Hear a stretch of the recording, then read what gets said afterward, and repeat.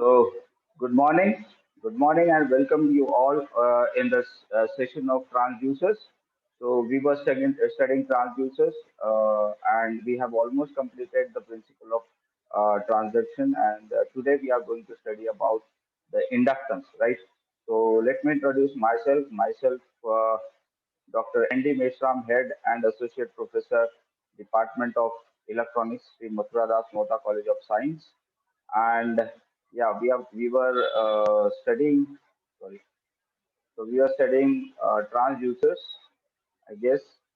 And today is the fourth lecture in which we are expected to complete this. So let us begin now. We have completed this portion, which is called as the principle of variation of self-induction. So whenever there is change in magnetic flux or change in magnetic field associated with the coil, and the EMF is induced in the same coil, then it is called as self-inductance. So that is what we have studied in the last class yesterday. And this was the relation phi equal to Ni by R, where uh, phi is the magnetic flux, Ni is the number of turns, and R is the reluctance. So differentiating with respect to T, we get d phi by dt N by R into di by dt, where di by dt can be taken as the EMF induced in the coil. So R into di by dt can be taken as the EMF induced in the coil. So that will give you E equal to N into d phi by dt, right? So this was the equation of that, and in which we can express that how the EMF can be varied just by uh, changing these some of these parameters. So we can change the inductance, we can change the number of turns, we can change the geometric configuration, we can change the permeability of free spaces and permeability of the magnetic field. So these all changes can change the self-inductance of a coil, right? What do I mean by when we change the number of turns or when we change the geometric configuration? So let me clear you that. So if we take that we have to change the number of turns, keeping the other things constant, then the diagram might look like this. So see, this is a single coil, and what we are trying to do is we are trying to move this wiper, right? So if this number of turns will increase or decrease, then automatically the output coming out of this is going to decrease, right? So since they are changing the number of turns, so this wiper will denote how much displacement we are having, and accordingly we'll be having the EMF. This is what we have studied in the last class also. So in this, we are just going to change the number of turns. Number of turns means the coil is wound on a non-conducting medium. So we can change the number of turns, and accordingly the EMF can be varied. So this is the basic concept of the change in number of turns, and which changes the self-inductance, right? So keeping all the other things, that is magnetic field as well as the reluctance as constant, right? So we are just going to change the number of turns. So this was one, and the other one is also the same. In this, we are having a spiral type of a coil, and as I've told you that it is just like a pot. So the wiper is going to rotate on this in the angular side. So angular mode, it is going to vibrate, and accordingly, it's going to show you whether how many number of turns are there, and accordingly the output is going to change, right? So that is the change in inductance with the change in the number of turns, that is N. So that is one, and the other part is if you change the permeability, right? So permeability means if you change the magnetic field inside the coil, right? So if you change that, the permeability or the magnetic field inside the coil, then also the EMF changes, keeping all the other things constant. I mean, number of turns as well as reluctance, we are keeping it constant, right? So this is how it looks like. So we are having a coil which is wound on a say ferromagnetic former or ferromagnetic material like plaster of Paris. We have wound it, and in that plaster of Paris, we are introducing inside this coil. We are trying to introduce a iron core.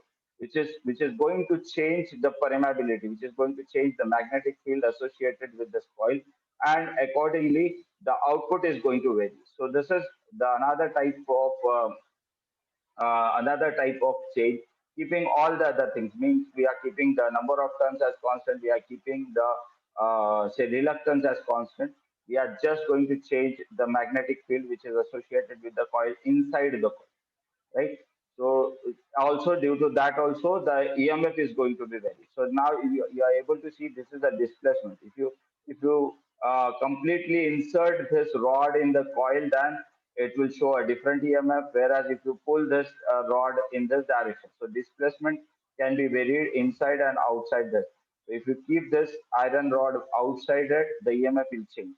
So accordingly, will be sensing the change in the displacement, right? So change in the displacement can be uh, say can be viewed, can be say can be detected by using this type of a arrangement, right? So this is the change in permeability, and that is going to change the self-inductance of the coil. Now, self-inductance again is the EMF which is being induced in the same coil, right? So we are going to change the permeability of the same coil, and the EMF is going to EMF is going to change in the same coil. So that is called as self-inductance. Okay, now the other one is while we change the reluctance of inductive transmission. Now, reluctance means we are going to change the environmental position. So this is how it goes. So we are having uh, this is a formula L equals to n square by R. Now we are going to change the reluctance. So we were having two reluctances. So reluctance of a coil and reluctance of the iron part. So this is being shown over here. So L, that is the self-inductance, inductance is equal to n square by R, means we are having two number of turns, and RA is the reluctance of air gap.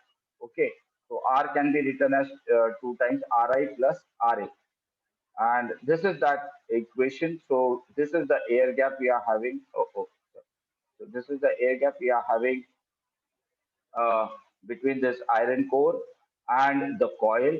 And if you displace this, the iron core, so that is going to change the reluctance surrounding to this coil, right? And accordingly, the EMF which is supposed to be induced in this coil is going to change.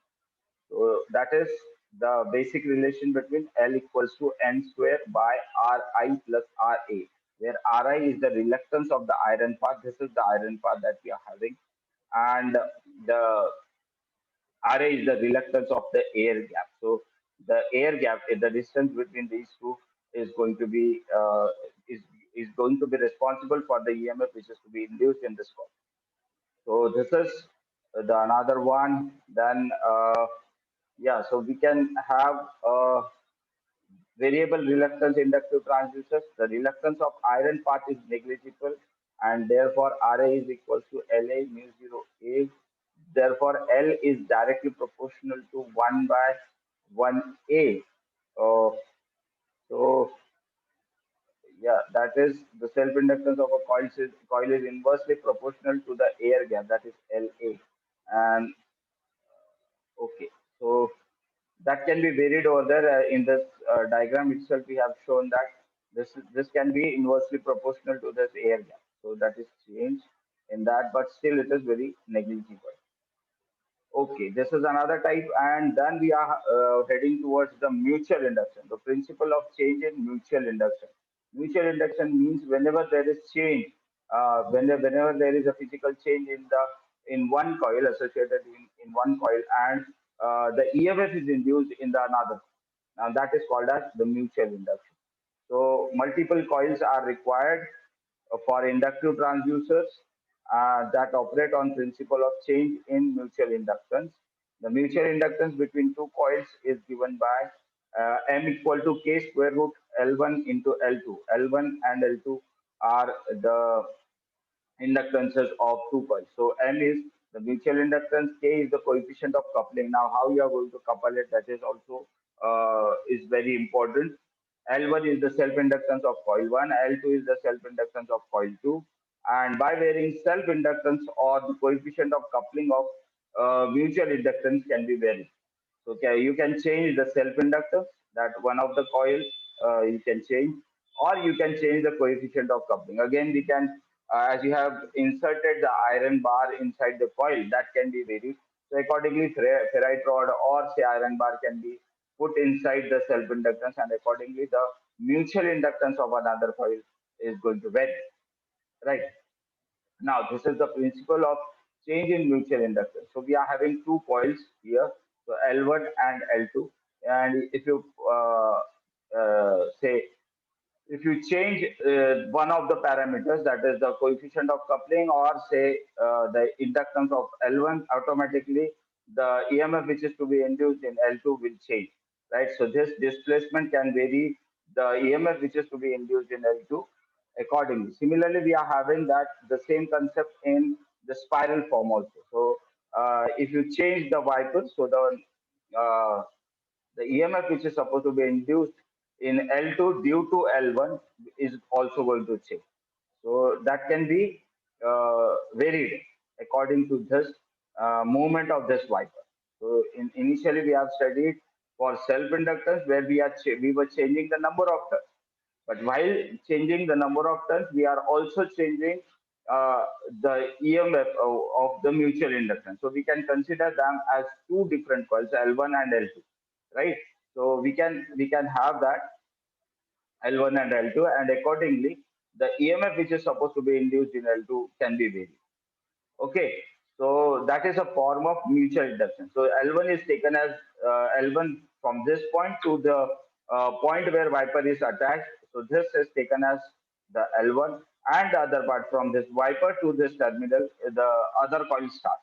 So we are taking it as two different coils, L1 and L2, which are having N1 and N2 are the number of turns associated with L1 and L2 accordingly. And if you vary the wiper, then the number of turns are going to vary of L1 and L2. Accordingly, the EMF which is supposed to be induced in L2 due to L1 will vary. And this is the basic concept of the change in mutual inductance. So we are changing some way or the parameters of one of the coil, and accordingly, the EMF which is induced in the another coil is going to vary. So that is the basic concept of the mutual inductance. Uh, yeah. So the next differential output transducer. Now this is supposed to be the last topic of this transducers. I guess I have completed all the topics.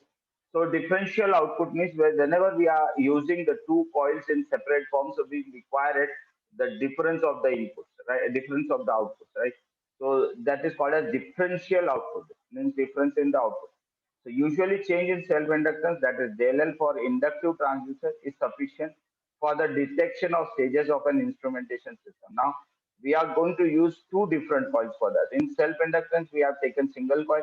In mutual inductance, we have taken two coils. One was primary and the other one was the secondary. Here, we are going to take three coils. One will be primary coil, and sorry, and the other will be two secondary coils.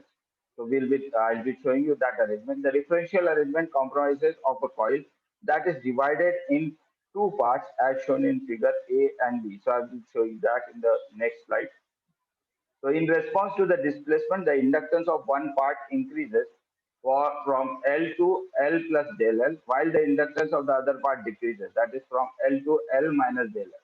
The difference of two is measured so to get the output twice of del L, and this will increase the sensitivity and minimizing the error. Right? So how you are going to do that? So this is what I have shown you.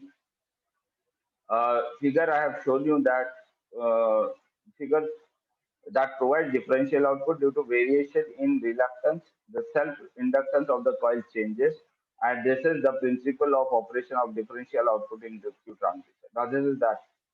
So what we are trying to change over here. So again, we are having two different coils. They are being attached like this, and we are going to change the reluctance. So if you increase or decrease the gap between these two coils, the iron core is placed between these two coils.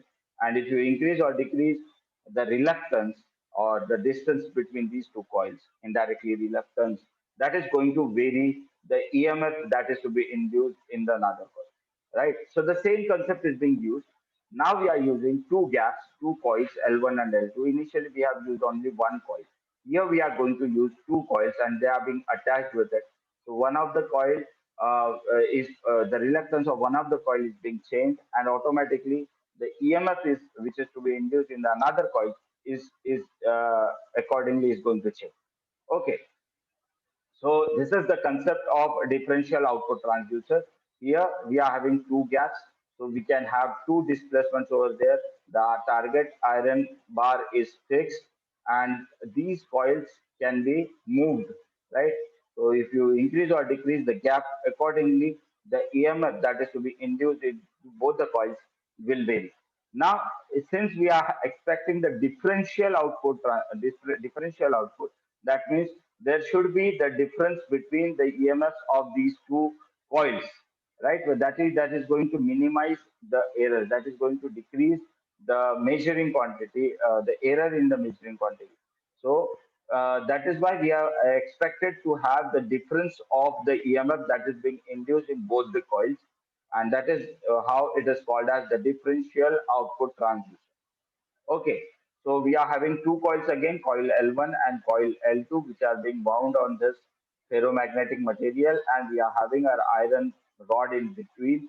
We can change the displacement, that is the air gap which is in between can be changed, and accordingly the EMFs are going to change. So EMF induced in this coil, EMF induced in this coil, and they are going to give you the difference between both the difference between the input, difference between the EMFs that is being induced in both the coils. So that is how it is called as differential output transducer. I guess you have understood this, the basic concept of this.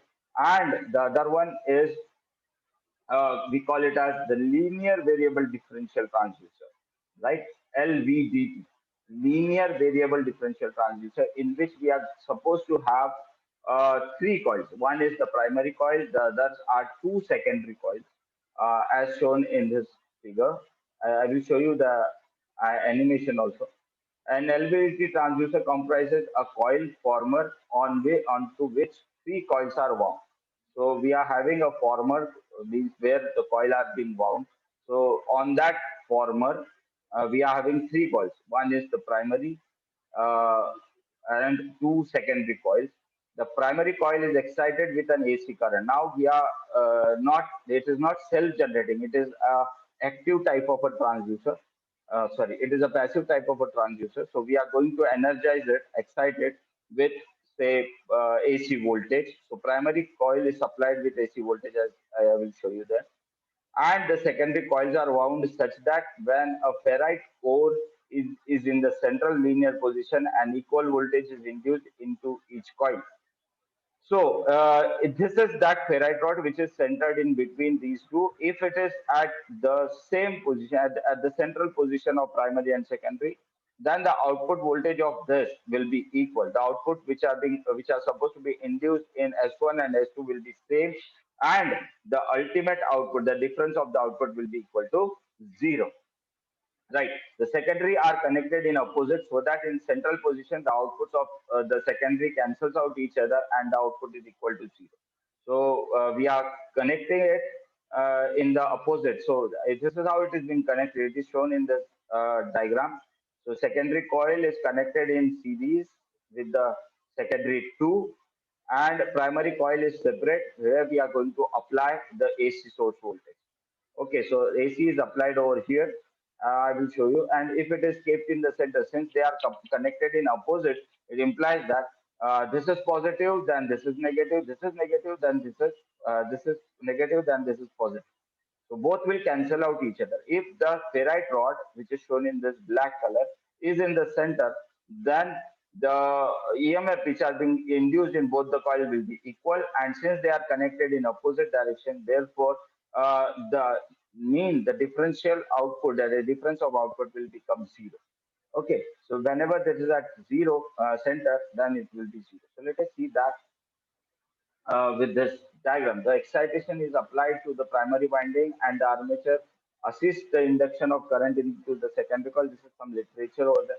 When the core is exactly at the center of the coil, then the flux linked to both the secondary winding will be equal. I have told you that if the ferrite rod is in between both the coils, then the EMF which is to be induced in both the coils will be same. And since they are being connected in opposite direction, so secondary induced voltages will be EO1 and EO2 are equal, but they have opposite polarities, and therefore the output voltage is zero. E0 means the total of that. So E0 is therefore zero. This position is called as the null position. Now let us hopefully see this. Yeah. So this is the actual diagram of that. The red one is the primary winding where we have applied the AC source over there, and this black is the ferrite rod which is in the movable position. And if you move it, then it will generate different types of EMFs. The blue color is the secondary one. The green color is the secondary two. They are connected in opposite direction, and we are having both the outputs. Okay, so this wave, red color wave, is showing you that what we have given to this primary coil. So this has been supplied with AC source, which is constant. Yeah, and if you increase or decrease the distance of this ferrite rod, so accordingly, the blue line as well as the green wave are going to wave. Okay, and the below this is a light blue colored line. This is going to show you the output of both the waves, right? So difference of the secondary one plus secondary two. So blue color line will show you the output of secondary one, and the green color is going to show you secondary output two, whereas the the slight blue color will show you the secondary one plus secondary two output. Okay, so this is how LVDT works: linear variable differential transducer. Since it can be moved linearly. Linear means displacement is linear, so that is why it is called as linear, and it is varying the EMFs. Therefore, it is called as variable, and the output is the differential difference of both the EMFs induced in both the coils. Therefore, it is called as a differential, and it is a transformer. Transformer means where we are having two coils, primary and secondary. So primary coil and we are having secondary coil, it becomes a transformer. So the total is like linear variable differential transformer. Okay. So I guess you have understood. If you have any curious questions on this, you can unmute yourself and ask. So as I've shown you, this primary has been excited. Excited means it has been supplied by AC source. Okay. So it is supplied by AC source, and these secondary one and secondary two are associated with this coil. This secondary is connected in opposite to the secondary one is connected in opposite to the secondary two, and the difference output of this is taken across these 2 points, right? And these waves below are showing you the as the ferrite rod is in center. Now the output will become zero over here. Okay, and as it moves towards the blue coil, the blue wave will appear. As it moves towards the green coil, the green wave is going to appear, and they are equal and opposite in direction. So this phase angle shows you that both the coils are attached in the opposite direction.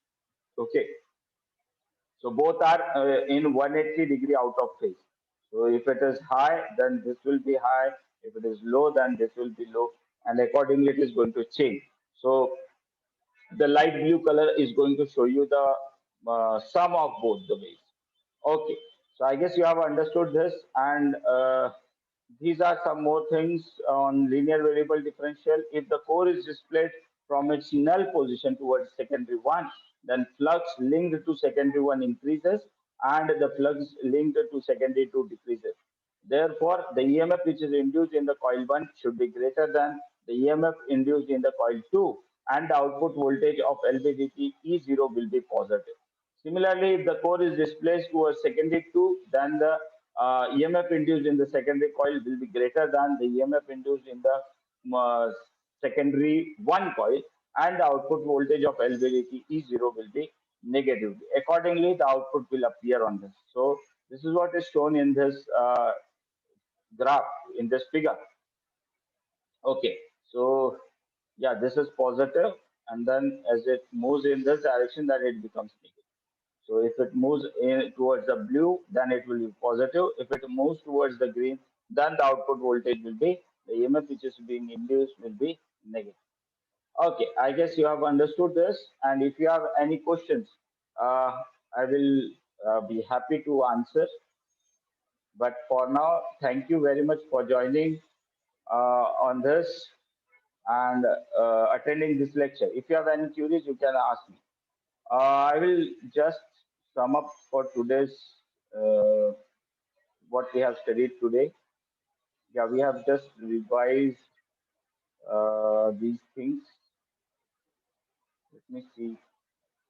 Yeah, so we have started with this today, transducers again, and we have almost completed transducers today. Today we have started with the same topic, that is the principle of variation of self-inductance.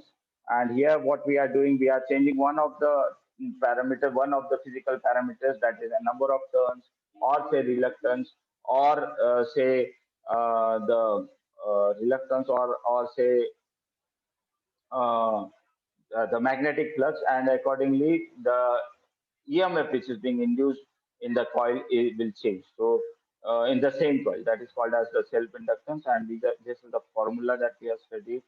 So we are having this equation, L equals to E di by dt, that is N square by R, and the reluctance of the magnetic circuit is R equal to L by mu A, where mu is the permeability of free spaces, A is the geometric area, and L is the length. Accordingly, we'll be having this equation, that is L equal to N square mu A by L. And if you change one of the parameters, so for initially we have started with changing the number of turns of the coil, and if you displace this, so we are using the same coil and we are taking the output, and if you displace this wiper, accordingly the number of turns is going to vary, and the rest of the thing, that is reluctance as well as the magnetic flux associated with this coil, remains the same. So number of turns are being varied, and accordingly the EMF is being varied. This was the linear one, and this was the angular one, where we are having a spiral wiper which is going to rotate on this, and we can have a round movement. Like, so round movement can be uh, checked or say measured on this. Okay, so this was the self-inductance. Then another example of self-inductance, we can change the permeability. Permeability means we are changing the magnetic flux or the magnetic field inside the coil. That is permeability of free spaces or permeability of the inside the coil, and that can be varied just by placing a iron core inside this ferromagnetic formula. Ferromagnetic formula means which can be a plaster of Paris or anything which is non-conducting. Okay, so accordingly, as you displace the iron core inside or take it outside, the EMF which is to be induced in this coil will be changed, and accordingly will be having the voltage, the EMF that is being induced. So the movement, the displacement of iron core is going to change the EMF that is being induced. So we have changed the permeability. Now go to change the reluctance of that transducer. So we are having this equation, L equals to N square by R, where N is the number of turns, Ri and Ra are the reluctance. Ri is the reluctance of iron part, Ra is the reluctance of the air, and this is how the arrangement is. So we are having this coil, and this is the air gap between these two. So the if the displacement is in this direction, then the EMF that is being induced can also be registered. So this is the equations of that. Yes, and then we are started with the mutual inductance. So the formula was like this: K m equal to K square root L1 into L2, where K is the coefficient of coupling. L1 is the self-inductance of coil L1, and L2 is the self-inductance of coil L2. Yeah, so this was the arrangement. We have seen this, but now we are using two, making it as two different coils. So L1 and L2 are two different coils, and we can change the displacement accordingly. The EMF induced can be changed. Now this is for the angular one. Again, if you rotate the wiper, the different will have. And lastly, we have started with the differential output transducers where we are expecting the difference of the EMF induced in two coils, and that can be taken like this. So we can change the air gap, and accordingly, it will give you the difference of the output of the EMF induced in both the coils. Okay, so we are having two coils. Now again, this is a active type of a transducer because we are not supplying any source on it. So it is a simple active transducer where we are introducing two coils, and by movement of one coil, automatically the EMF which is to be induced in other coil and both the coils are going to change, and we are going to have the difference of the EMF induced in both the coils. So this is differential. Then we have started with LVDT. LVDT is linear variable differential transformer, where we are having one coil which is called as primary and two other coils that those are called as secondary, S1 and S2. And we are having a ferrite rod which is movable in between these three coils. So this is actually the arrangement like this. So we are bounding it on the same ferromagnetic rod, right? So we are winding at the center, we have wound primary, and on both the ends, we have wound two secondaries, S1 and S2, like this. So the upper figure shows you how the coil has been wound. This is the cross-sectional view of that. And the ferrite rod is moving in between. So this is the all the literature on that, and this is the actually the way it has been shown. So this is the ferrite rod which is movable, and this is actually going to give you the displacement over there. And accordingly, the output is going to vary of the coils, and the difference of output is shown by this uh, light blue color wave. Last secondary plus secondary one plus secondary. So this much was there for your transducers. If anything is left, kindly let me know, right? And if you have any doubts, please unmute yourself and ask. So thank you very much for joining. Just and as this uh, it appears that you are not having any questions. So we will wind up now. Thank you very much for joining. I guess we have completed all the topics of transducer over here in this classes. So if you have any doubts in any of the papers, paper one and paper two, please chat on WhatsApp so that I could come to know. And yeah, uh, I will be uploading this video on YouTube. So please go through my YouTube channel. If you have any queries on that, comment on it. And if you like those videos, please like, subscribe that channel, and say share those videos with your friends and colleagues. So by now, thank you very much for joining. Stay home, stay safe, and take care. Bye. Good day. See you soon in the next class. Bye.